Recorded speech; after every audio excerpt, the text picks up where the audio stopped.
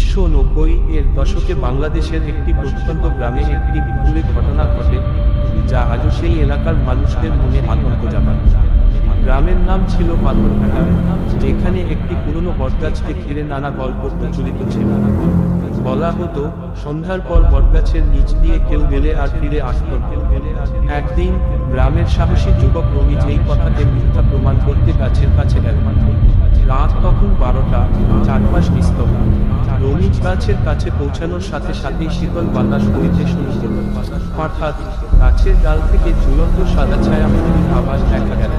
সে দেখতে পেল একটি নারীর প্রেতমূর্তি, যার চোখ ছিল লাল এবং মুখে ছিল বীভৎস হাসি।